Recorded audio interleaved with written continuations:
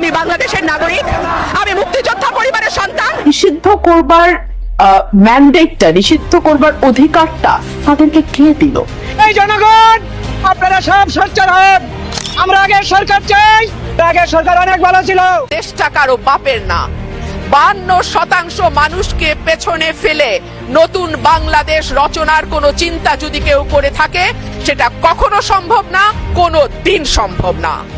আওয়ামী লীগের নির্বাচনে অংশ নিলে কি ফলাফল হতে পারত? আপনারা যদি ফেয়ার একটা নির্বাচন দেওয়ার সাহস থাকতো, আপনারা দেখতেন, আপনারা সকল দলকে আনতেন, আওয়ামী লীগ নির্বাচন করতো, বিচার চলছে, বিচার চলতো। তারা যদি নির্বাচনে অংশ নিত, আমি জানি না ফলাফল আসলে কোথায় গিয়ে দাঁড়াতো।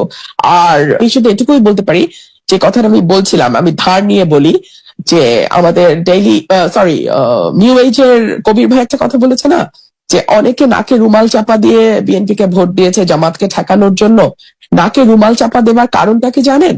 কারণ হচ্ছে গত 17 মাস অন্তর্বর্তীকালীন সরকারের শাসনামলে বিএনপির নেতাকর্মীরা যেভাবে দখলবাজি, চাঁদাবাজি, লুটতরাজ, মামলা বাণিজ্যে জড়িয়ে গেছিল, যেটার প্রতিবাদ আমি 17 মাস ধরে দলের ভেতরে থেকে দলের ব্যাপারে করে এসেছি। দলের ভেতরে করেছি, রিপোর্ট জমা দিয়েছি, দলের বাইরে করেছি, কোনো কাজে আসে নাই। সো মানুষ বিএনপি কে খুব ভালোবেসে 2/3 মেজরিটি দিয়েছে, এটা নিশ্চয়ই আপনিও মনে করেন। দেখুন, এই যে রুমিন ফারহানার যে বক্তব্যগুলো আপনারা শুনলেন, এই যে সংসদ কাঁপানোর বক্তব্য, টকশো কাঁপানো বক্তব্য, ইভেন রাজপথে পর্যন্ত, এটা কিন্তু চারটিখানি কথা না। সবচেয়ে বড় কথা হচ্ছে রুমিন ফারহানার এই কথাটি বর্তমান ভাইরাল হয়ে গিয়েছে যে 52% মানুষকে আপনি বাদ দিয়ে কখনোই দেশ পরিচালনা করতে পারবেন না। মানে কি, 52% মানুষের, একটু লক্ষ্য করে শুনবেন, এই 52% মানুষের আমাদের বাংলাদেশের যে সংসদ রয়েছে, সেই সংসদে তাদের কোনো প্রতিনিধিই নাই যে তাদের দুঃখ কষ্ট নিয়ে কথা বলবে।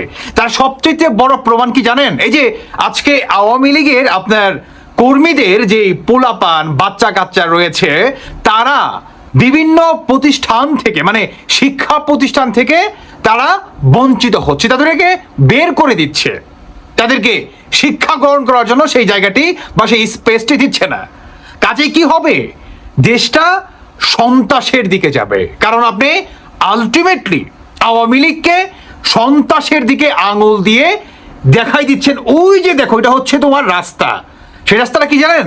On and only mafia. কারণ আলটিমেটলি আপনি আওয়ামী লীগকে আন্ডারগ্রাউন্ডে ফেলে দিয়েছেন। তারা রাজনীতি করতে পারবে না, তারা মিছিল করতে পারবে না, তারা মিটিং করতে পারবে না।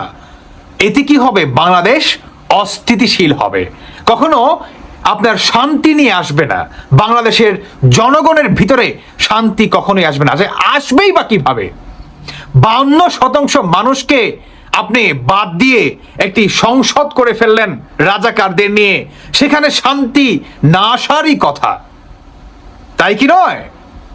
দেখেন, এই সংসদে এই যে আওয়ামী লীগের কোনো প্রতিনিধি নাই, কোনো মানুষ নাই যারা নাকি আওয়ামী লীগকে নিয়ে কথা বলবে, যারা আওয়ামী লীগের আপনার অভাগা নেতা কর্মীরা যারা নাকি বর্তমান জেলে রয়েছে তাদেরকে নিয়ে কথা বলবে, মিথ্যা মামলা যাদেরকে আপনারা গ্রেফতার করছেন তাদেরকে নিয়ে কথা বলবে। এই সংসদ কি আওয়ামী লীগের? এই সংসদ কি বাংলাদেশের 52% মানুষের? এই সংসদ কার? আপনারা আলটিমেটলি বাংলাদেশের প্রায় অর্ধেক মানুষকে বাদ দিয়ে একটা সংসদ করলেন, মানে বাংলাদেশটাকে আপনারা দুই ভাগ করে ফেললেন। এই হচ্ছে আপনার পাকিস্তান, আর হচ্ছে তথাকথিত মুক্তিযোদ্ধা, মানে বিএনপির কথা বলছি, আর এটা হচ্ছে পিওর বাংলাদেশ। এই হচ্ছে আপনারা গোটা বাংলাদেশকে দুই ভাগে ভাগ করে ফেললেন। রুমিন ফারহানার কথাটা হচ্ছে আলটিমেটলি এই জায়গাটায়, বুঝতে পারছেন? রুমিন ফারহানাকে সেলুট জানাই।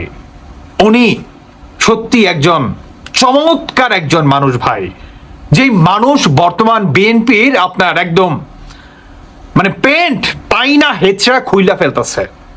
বর্তমান বিএনপি চাচ্ছে রুমিন ফারহানাকে তার দলে বেড়াতে, প্রস্তাব পর্যন্ত দিয়েছে, কিন্তু রুমিন ফারহানা ডিরেক্ট সেটাকে রিজেক্ট করে দিয়েছে। এটাই হচ্ছে রুমিন ফারহানা। এই রুমিন ফারহানাই উনি আওয়ামী লীগকে ফেরাবে, কারণ উনি জানে যদি এই আওয়ামী লীগ না আসে, আওয়ামী লীগকে রাজনীতি না করতে, তাহলে বাংলাদেশ কখনোই শান্তি পাবে না। বাংলাদেশের 52% মানুষ এভাবেই অধপতনে যেতে পারে না, নেভার এবার। দর্শক বন্ধুরা, আপনারা কি মনে করছেন? রুমিন ফারহানার সাথে কি আপনারা রয়েছেন? উনি কিন্তু বারবার একটি বার্তা দেয় যে আপনারা আমাদের সাথেই থাকবেন, আমার সাথে থাকবেন। বিশেষ করে উনি এই বার্তাটা বিশেষভাবে দেয়। ভালো থাকুন সবাই, আল্লাহ হাফেজ, আসসালামু আলাইকুম।